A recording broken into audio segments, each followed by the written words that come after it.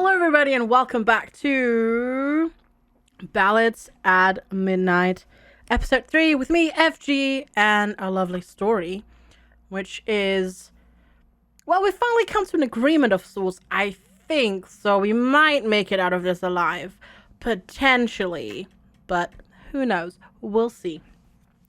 Do what you will, the vampire said. I was reluctant to believe it when he gave me free roam of the estate, but he has since then made no move to impede me. I was allowed to wander wherever I pleased. I discovered little of note, just more books and the continued absence of dust. Nothing more suspicious than the errant scrap of paper from my first night. Despite my best efforts to distrust him, the vampire only appears to feed me some disgusting fish and claim his song. He stays long enough to make wry commentary sometimes and small talk other times, but in physical proximity, he's given me a wide berth. Song, poof. Song, poof. He's polite enough, I suppose, and utterly uninterested in causing me harm.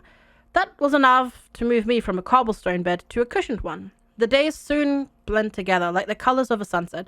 Other than my fading bruises and brief performances, there's little to mark the passage of time.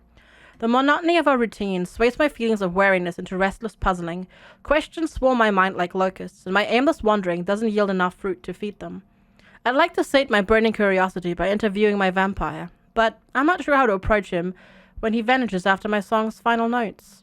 Besides, I still have every reason to sleep with a fire iron wedged under the door handle. Every so often, I'm startled awake by blood-curdling screams.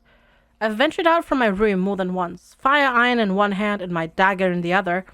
I tracked the noise up the many flights of stairs, worried I would stumble upon the vampire feasting on an unlucky traveler who washed up the river.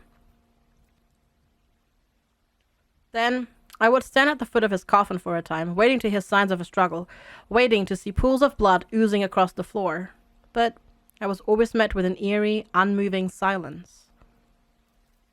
I went back to sleep with my bed pushed against the door each time, determined to keep out whoever or whatever was making these horrible sounds. Although, I'm sure I would have run into them by now if anyone else is living in the estate. One can never be too careful. Still, as harrowing as those noises have been, sleeping in an actual bed is incredible. I'm starting to feel pampered. The food still leaves much to be desired, but I have pillows, blankets, and a softest pelt carpet on my floor. A creepy estate is indubitably better than camping with stinky, surly guardsmen and sleeping on the ground. It's a hassle to shove my bed to and from the door, but I think it's a small price to pay. Brisk, invigorating air fills my lungs as I step out into the courtyard. A shiver scuttles across my spine as I settle into the dewy grass. I position my songwriting journal in my lap, having recently freed it from my clothes with some careful incisions. I always get lost in thought when I turn its pages. The act of deciding on a song makes my heart swell with calm contentment. After choosing one of my older pieces, a spirited melody I wrote when I was younger, I wrap my lute over my shoulder and begin to practice. The performances occurred in crowded areas before I came here. I had to compete with a clamor of moving people, from passerby to raucous drunks. Here in the grass, I find myself not needing to fight for coin or attention. I can focus on my music, and nature itself in my ensemble. I sing softly, timing my rhythm with the shifting trees and the gurgles of the moat. I like to imagine my notes, quiet though they are, carrying far into the forest, reverberating down mountains. Performing without an audience? My pulse quickens, startled by the sudden voice. My fingers slip. The next strum is discordantly off key. I squint skywards, trying to make out shapes in the darkness. Reclined across a brick parapet overhead, the vampire stares down at me with his usual flat expression. I slam my journal shut and hide it behind my back. Did you mean to sneak up on me? You'll have to try harder than that if you want to catch me off guard. In an easy, soundless motion, the vampire drops to the ground like a falling feather. He saunters towards me, eyes glimmering like diamonds in the dark.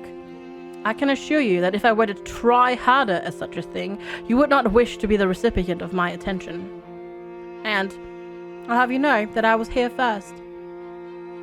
Then I suppose I've disturbed you. I didn't mind. His reply was faster and more decisive than I had anticipated.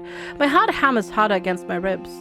Well, is this fear? Am I really afraid of a speedy retort? Ridiculous. In a vain attempt to hide weakness, I hover my hand over my chest.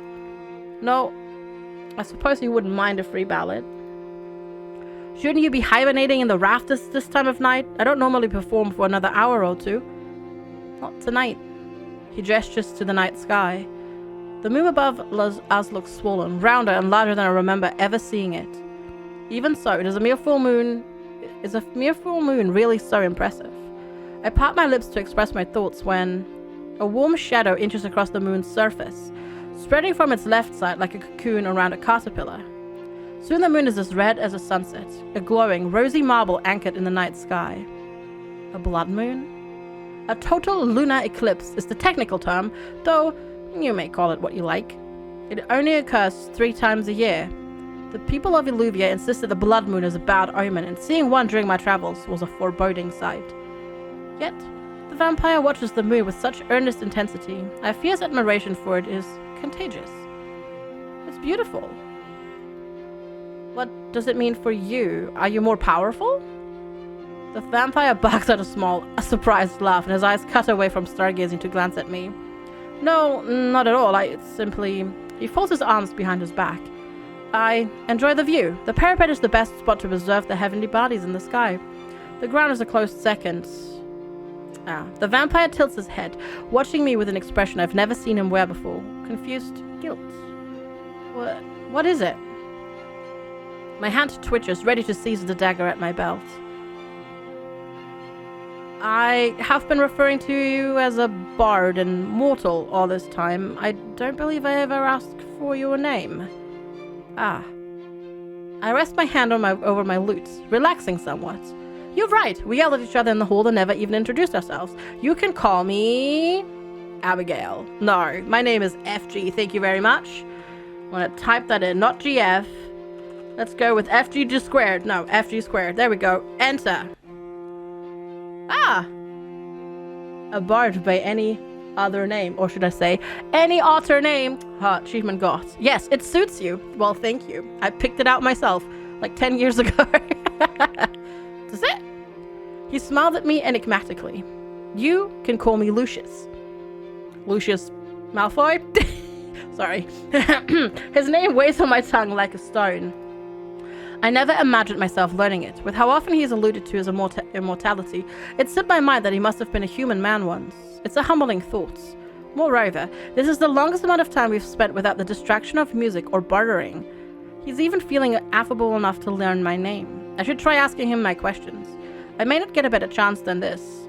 Lucius, if I ask you some questions, will you insist on making it a barter? The vampire doesn't respond for a while. It depends on the question. I suppose that's fair. How about this? If you don't have to answer a question if you don't want to, I can move on to the next one and we'll talk for as long as you're willing to entertain me. Now I am the one entertaining you, and at the generous cost of nothing? What an amusing turn of events.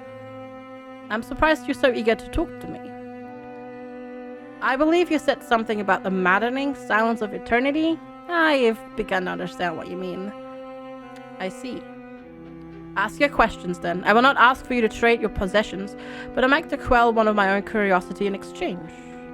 He agreed. I wet my lips with anticipation. There's sometimes this noise, it sounds like screaming.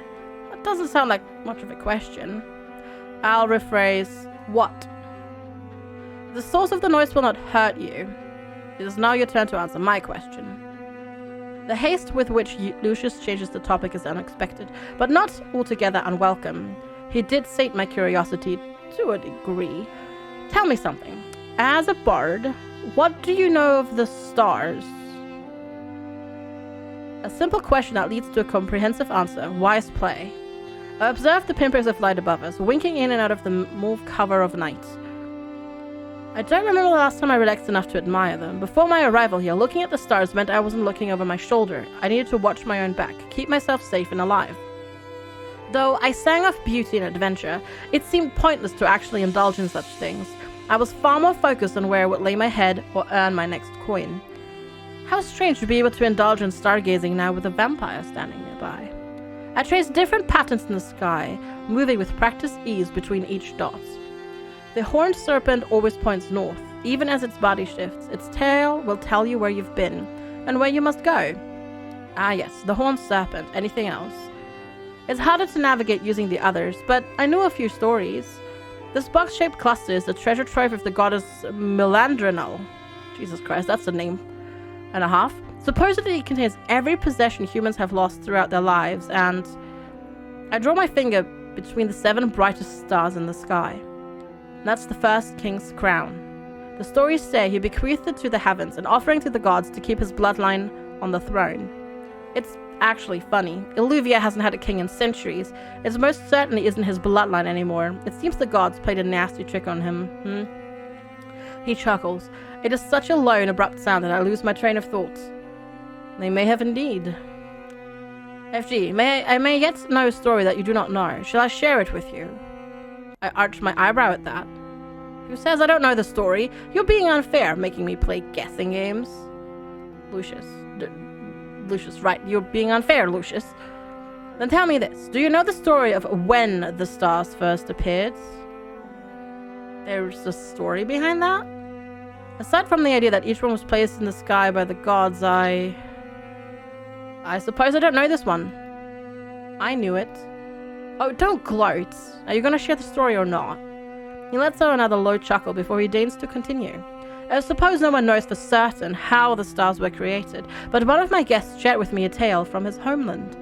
Unlike the self-serving stories Illuvia dictates to its children, his kingdom believes that humans were not always a fixture in our realm. He believed that once, a very long time ago, the world existed in an endless night, a quiet, pitch-black quilt of eternity unbroken by castle spires and bonfire smoke. When humans began roaming the earth, they would hold their newborns up to see the divine darkness. The stars above them, dotting the skies in this peacefully lonely world, were believed to befriend these infants and provide protection. The stars were there when we first arrived, and they will persist long after we are gone. That is what he believed. Thus, watching the night sky is when we are closest to glimpsing what it was like at the beginning of the world, and what it will be at its end. Oh gods, did your guests earn his freedom with this story? I would have given it to him, yes. His cryptic phrasing gives me pause, and he falls quiet. His gaze remains transfixed on the sky. Meanwhile, I'm having trouble tearing my eyes from him, and from the melancholic air he wears like a heavy cloak. I don't know how I could have missed it before, because I think that sadness has always kind of been there. The more time I spend here, the harder it becomes to see him as the monster Illuvia led me to believe he was. Perhaps that is what makes him dangerous. Or perhaps... I shiver again, rubbing my arms as a breeze whisks through my hair and clothes. He turns promptly away from the sky, clicking his tongue at me. If you are cold, head inside.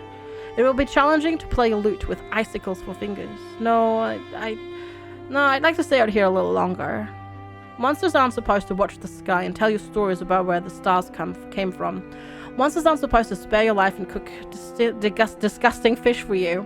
The wrongness of my perception of him is eating away at me. I need to ask you my next question. Well, were you human once, Lucius? How... It doesn't take him long to pick up where I trail off. How did I turn into this? No, He holds up his hand to stop me. He's not bothered by the exact phrasing of the question. I was human once. In many ways I still am. You're well aware of the standard method of vampiric infection, I'm sure. Be bitten by one, mix their blood with your own, and there's usually some manner of death or near-death experience, but then, voila, you're a ravenous immortal of the night. But I suspect you're also aware that I was not created in the same way as others have been. I'm quite alive rather than undead, and I have no sire or coven to compel my allegiance. I was not aware of all that, but from his subtext I gather that the blood-curdling screams aren't coming from another vampire. Good to know. Additionally, as I'd hope you've noticed, I have not lost my morality to bloodlust. It was your most likable trait during a wayward first meeting. Good. He catches himself, as if he didn't mean to agree with me, before he shakes it off. Just as humans have notable differences, not all vampires are the same. But the people of Illuvia are keenly familiar with the ferocity of vampire spawn, who routinely raid their homes and eat their children. I do not blame Illuvians for believing the worst of me by proxy, though I do find an occasional amusement in the things they say. Tell me, what tales are the good people spinning about me these days? Or better yet, have you any theories of your own? Theories of my own? I don't think so. I've heard bits and pieces of vampire lore, but I've never felt the need to speculate. I'd never even seen one before I met Lucius. There's all sorts of legends about you, but some are more akin to tall tales. People refer to you as a sort of ominous presence, or a natural disaster. As for how you were created, as you say, one of the guardsmen who captured me, he believed you stole from the gods. Did I? I'm impressed with myself. How did I manage such a feat? They say you broke into the church's wine cellar and drank your fill. As punishment, the gods cursed you with a voracious appetite for the blood of your own people. I've said before that I'm not a thief, but overindulging in wine does sound like something I do. I've always had a fondness for reds. Any other thoughts?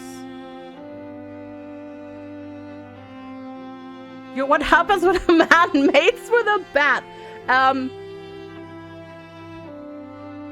How is that supposed to work? I'm curious. How is this supposed to work? What happens when a man mates with a bat? I beg your pardon? Okay, this wasn't specifically about you. It's just something I overheard in a tavern. But since you do turn into a bat, I thought the idea had some merit. They were talking about how vampires are born after a man, you know? Implying my poor late father took common animals to bed. He will be rolling in his grave tonight. But perhaps you're not far off from the truth. My mother had her bestial moments. Oh my, what an astonishing thing to say about one's own mother. You've tricked me into another guessing game, you know. Are you going to tell me the truth? Or will you keep goading me to recite absurd theories? His white fangs gleam when he smiles, reflect against starlight.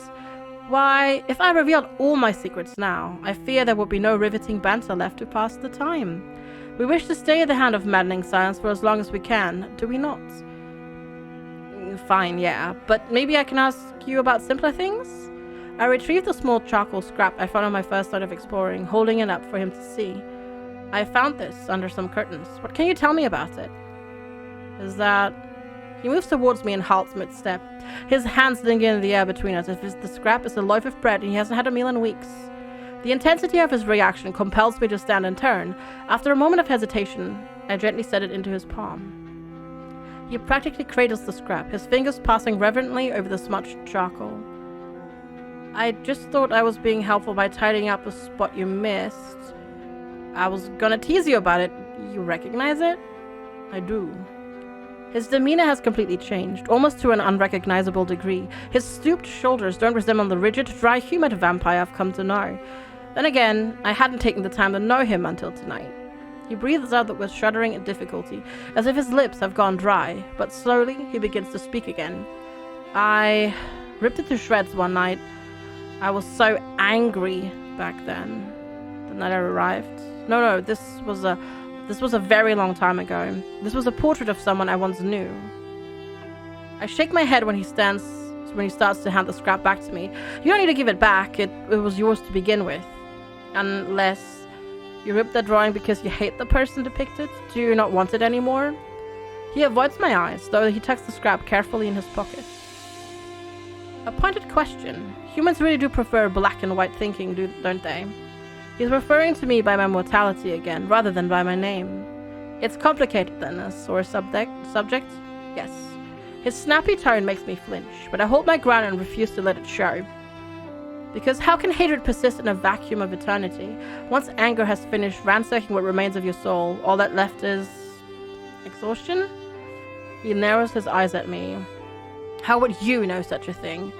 I gave him a innocent little shrug. I'm not ready to change the topic to myself because I find myself genuinely wanting to know more about him.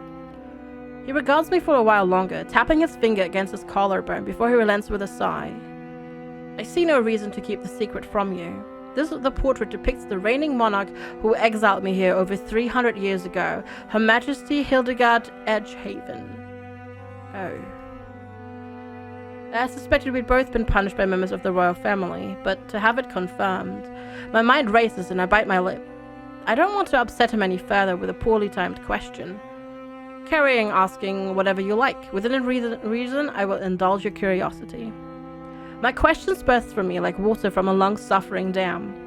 How did you come upon such a portrait? I hear it's illegal to depict the faces of the royal family in common artwork.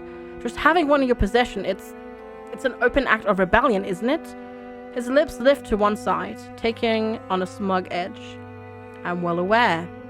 What further punishment do you think the current crown can bestow upon me if they find out? Perhaps they will banish me to a different estate? Or perhaps they'll stop sending me guests, hoping in vain that I'll dry up like a prune from lack of blood and attention. To answer your question, I described her face to an artist from memory. So you've seen her. You knew her from before. What did you do to her? Did you break into her wine cellar? Or were you her former lover? She exiled you when she caught you in bed with another. Disgusting. No. We were never thus involved. Besides, I prefer to take one partner at a time. Juggling two seems taxing at best. But based on your logic on what you said when you met me, you must have committed a crime so deeply, grievously, utterly heinous to have been sent here. Am I wrong? It has been a long time since I last felt like I was sitting in a confessional booth. I don't miss the glint of amusement that dances across his otherwise unflappable features. What of you? I did ask you first, as you said, and all this time I've been dying to know what unforgivable crimes you committed. Oh. I made a vampire feel like he's dying. Quite a feat on my part. I sneeze. You really must get indoors. Come, I'll walk with you. You'll not be beset by distant screams while I'm by your side. Yeah, alright, let's get indoors. How about a hint then? A hint about? What? You're still thinking about it? You are insatiable. It's one of my most charming personality traits. Come on, let's trade hints about why we're here, what crimes we committed. Will you go first? I'll go first. He seems satisfied with that, though he also decides to occupy his hands with a cleaning cloth. I watch him clean every surface he touches like a whirlwind of sanitation. He tends to settle into one of the various lounge chairs during our nightly performances, but without the backdrop of my music, I notice he seldom likes to hold still. Well, I'm waiting. I haven't come up with a hint yet. I glanced at my lute and songwriting journal, tried to remember what it was like when I first held them in my hands. I remember how jealous the other girls were when our overseers chose to train me as an entertainer. It was a coveted position, and I was so proud. I remember the crushing disillusionment when I realized they would never allow me to play or to speak freely, the strict, inflexible lessons where they rapped my knuckles with a cane for the slightest mistake. I remember how I swore that one day I'd say and do whatever the hell I wanted. Damn the consequences. You already know that I have a dogged penchant of speaking my mind, Lucius. I grew up in a stifled home where this attitude was deeply discouraged. Once I broke free of them, I didn't want to hold myself back. I was drawn to everything I couldn't do while I was growing up. I wanted to see the world, and I did. There are times I've been relentless, unreasonable, and careless, all in the name of acting freely. It's gotten me into trouble more than once. Being sent here is the latest in a long line of consequences I've brought upon myself. I see. You grew up among people who want to break your spirit and punished you when you did not bend.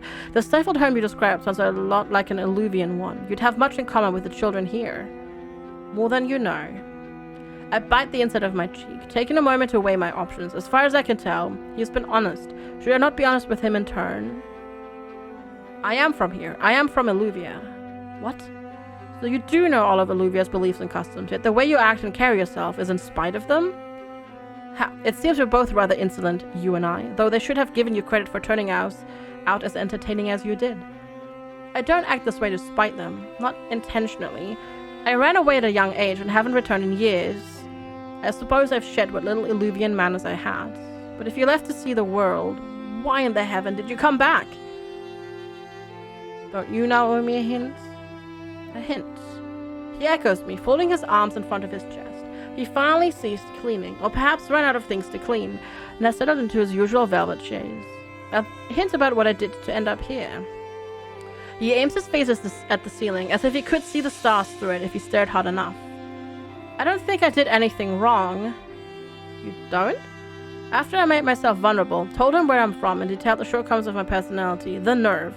What does that even mean? You don't think you did anything wrong. How does that qualify as a hint? That doesn't...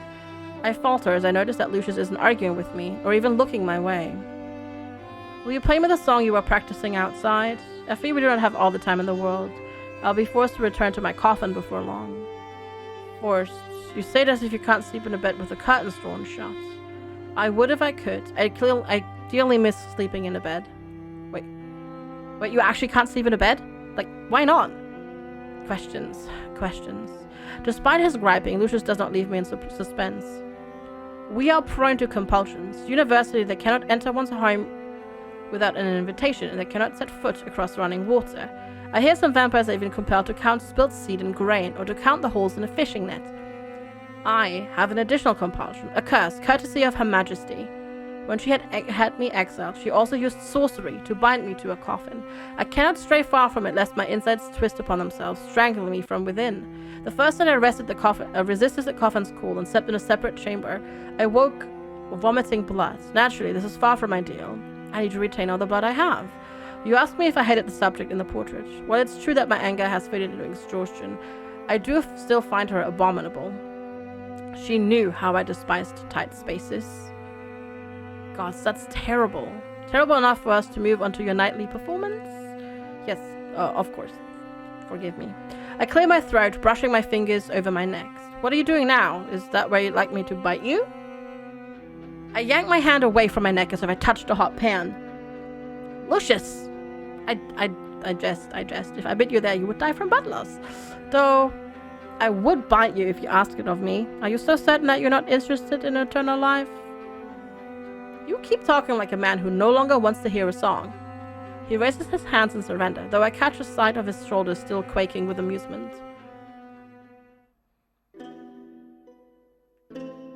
And that is where we're ending for today. Thank you all so much for watching. Don't forget to comment, like, and subscribe. I will see you all next time. Bye!